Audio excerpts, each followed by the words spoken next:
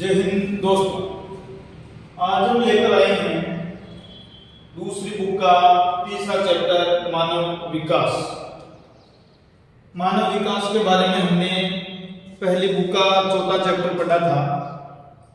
इसके प्रमुख सूचक क्या होते हैं, शिक्षा, स्वास्थ्य, आय, ये चीज हमने फर्स्ट बुक में पढ़ा था। आज हम इसमें बात के संदर्भ में पढ़ेंगे मानव विकास के बारे में। बोर्ड की दृष्टि से महत्वपूर्ण चीजें हैं, अच्छी तरीके से देखना। सबसे पहले बात के संदर्भ में हम पढ़ रहे हैं मानव विकास के बारे में कि हमारा देश में जो योजना आयोग है 1 जनवरी 2015 से जिसका नाम नीति आयोग कर दिया गया। जो योजना आयोग है वो सभी केंद्र शासित प्रदेशों को और राज्यों को इकाई मानकर और मानव विकास सूचकांक जारी करता है। जैसे हमने विश्व के संदर्भ में पढ़ा था, यूएनडीपी जो है वो संपूर्ण देशों का सूचकांक एचडीआई जारी करती है। हम हमारे देश के संदर्भ में, भारत के संदर्भ में पढ़ेंगे तो मानव विकास के जो महत्वपूर्ण सूचक जो होते हैं ये हमने उसमें पढ़ा था, शिक्षा, स्वास्थ्य और आय। ये 3 महत्वपूर्ण मानव विकास के सूचक होते हैं। आज हम भारत के संदर्भ में देखेंगे 2011 के आंकड़ों के अनुसार पढ़ रहे हैं तो यहाँ पर देखें हम भारत में सर्वाधिक जो सूचकांक वाला जो राज्य है उस राज्य का नाम है केरल, जिसका मानव विकास सूचकांक सर्वाधिक है। केरल की बात करें हम तो केरल का सूचकांक 0.790 है। 1 के स्कोर से मापते हैं हम इसको, जिसमें केरल का सूचकांक सर्वाधिक है। अब आपको पूछ ले केरल का सूचकांक सर्वाधिक है, इसके कारण बताइए। तो इसके कारण है केरल सबसे ज्यादा साक्षरता वाला राज्य है हमारे देश में। तो 100% साक्षरता हासिल करने के लिए यहाँ पर कई तरह के विकास के कार्यक्रम शुरू किए गए थे, जिसकी वजह से यहाँ का सूचकांक सबसे अधिक है। और अगर हम दिल्ली की बात करें तो सबसे कम जो सूचकांक है वो दिल्ली का है। दिल्ली का सूचकांक दिल्ली का दूसरे नंबर पर है। दूसरे नंबर पर सूचकांक दिल्ली का है। और अगर दिल्ली के सूचकांक की बात करें हम तो 0.750 ये दिल्ली का सूचकांक है। और अगर हम भारत में न्यूनतम सूचकांक की बात करें कि भारत में सबसे निम्न सूचकांक किस राज्य का है तो उस राज्य का नाम है छत्तीसगढ़, जिसका सूचकांक सबसे कम है। और छत्तीसगढ़ का सूचकांक केवल 0.358 है। कारण है एक तो यहाँ पर साक्षरता कम है, हालांकि सबसे कम साक्षरता वाला राज्य तो बिहार है, फिर भी यहाँ की साक्षरता कम है। और दूसरी बात है यहाँ पर सबसे अधिक बीपीएल जनसंख्या निवास करती है। जो छत्तीसगढ़ में है यहाँ पर सबसे अधिक बीपीएल जनसंख्या निवास करती है और साक्षरता भी यहाँ की कम है, इसलिए छत्तीसगढ़ का जो सूचकांक है वो निम्नतम है।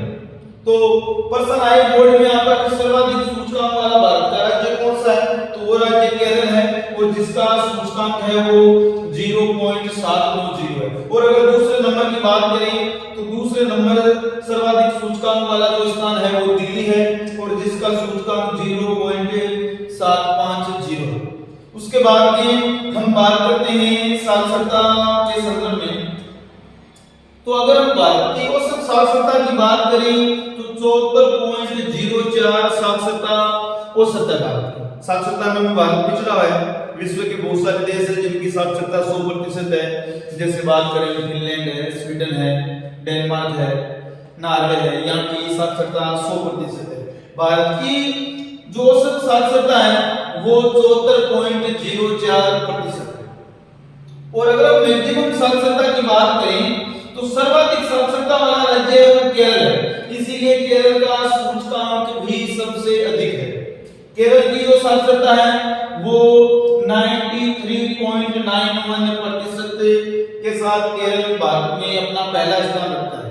और अगर सबसे कम साक्षरता की बात करें हम तो सबसे कम साक्षरता वाला जो राज्य है वो राज्य कौन सा है, बिहार है। बिहार की साक्षरता की बात करें हम तो 63.82% बिहार की साक्षरता है।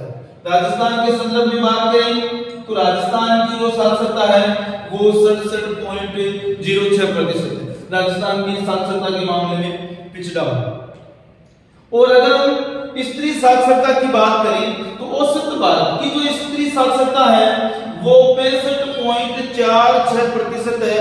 स्त्री साक्षरता, स्त्री साक्षरता में भी भारत पिछड़ा हुआ है। और अगर हम मैक्सिमम की बात करें तो केरल की साक्षरता सबसे अधिक है। महिला साक्षरता वो है 91.98%। हालांकि बिहार औसत साक्षरता की बात करें तो बिहार सबसे पिछड़ा हुआ है। और महिला साक्षरता की बात करें तो सबसे पिछड़ा हुआ जो राज्य है वो हमारा राज्य राजस्थान है, जो सबसे पिछड़ा हुआ है, जिसकी साक्षरता 52.66% है। आगे लिंगानुपात में बात करें तो केरल की देखो औसत साक्षरता सबसे अधिक है। महिला साक्षरता में भी केरल सबसे अग्रणी है।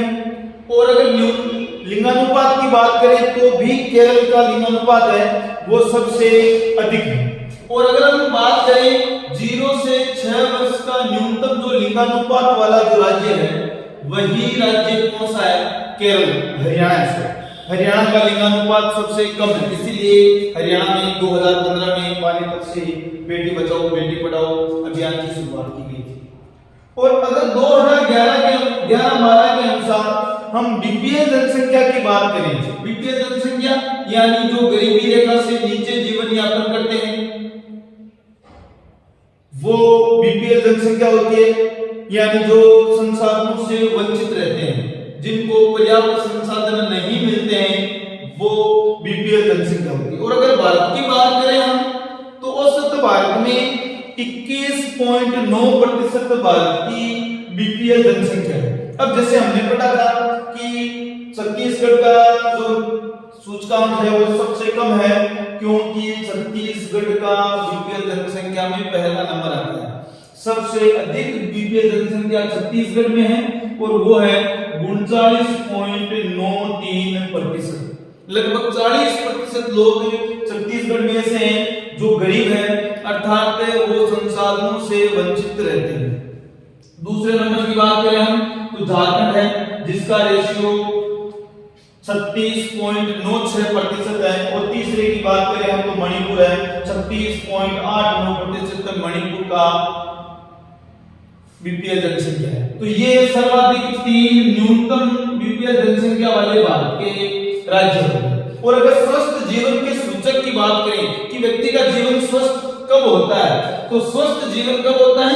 यानी व्यक्ति जब रोग व पीड़ा से मुक्त होता है, कोई किसी तरीके का व्यक्ति में रोग नहीं होता है, तब वह व्यक्ति स्वस्थ होता है। और उसकी आयु है वो भी कैसे होती है? दीर्घ, यानी लंबा जीवन होता है उसका। और अगर हम आर्थिक विकास की बात करें, लोगों की आय को बढ़ाना, अगर व्यक्ति की आय बढ़ेगी तो व्यक्ति की संसाधनों तक पहुंच होगी, व्यक्ति की संसाधनों तक क्या होगी? पहुंच। और जब व्यक्ति की संसाधनों तक पहुंच होगी तब व्यक्ति का जीवन स्तर वो भी ऊंचा होगा। जीवन स्तर का मतलब शिक्षा है, स्वास्थ्य है, आय है, वो व्यक्ति की क्या हो जाएगी?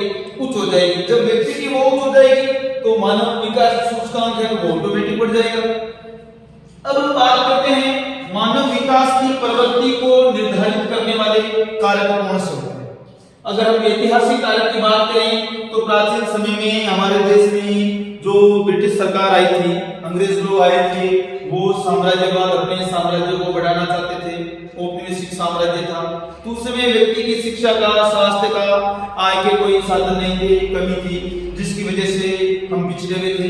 और अगर सामाजिक व सांस्कृतिक बात की बात करें हम कारक की, तो आज भी समाज में धर्म के नाम पर, जाति के नाम पर, लिंग के नाम पर कई तरीके के समाज में भेदभाव होते हैं। सभी को समान संसाधनों तक पहुंच नहीं होती है, समान अधिकार सबको नहीं मिलते हैं।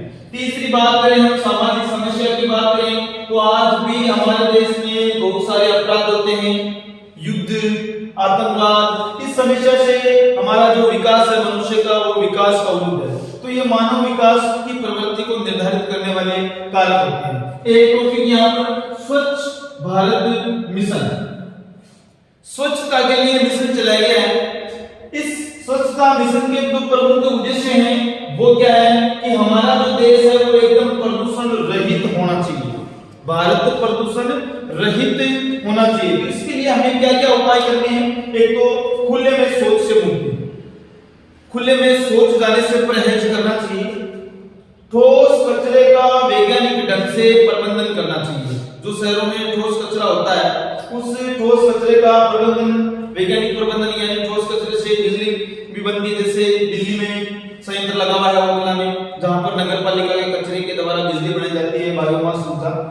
हमें एलपीजी का उपयोग करना है। ईंधन में हमें किसका उपयोग करना है? एलपीजी का, जिसकी वजह से प्रदूषण कम फैले। और हमें पवन और सौर ऊर्जा जो है इनका हमें उपयोग करना है, जिससे प्रदूषण नहीं फैले और हमारा जो भारत है वो एकदम स्वच्छ रहे। 100% स्वच्छता हासिल करने के लिए यह अभियान चलाया गया है, स्वच्छ भारत मिशन। तो बोर्ड की दृष्टि से मानव विकास का जो चैप्टर है बहुत अच्छा टॉपिक है। अच्छी तरीके से अपने नोट्स फॉर्म में इसको उतारिएगा और अच्छी तरीके से बोर्ड के लिए इसको याद कीजिएगा। धन्यवाद। जय हिंद दोस्तों।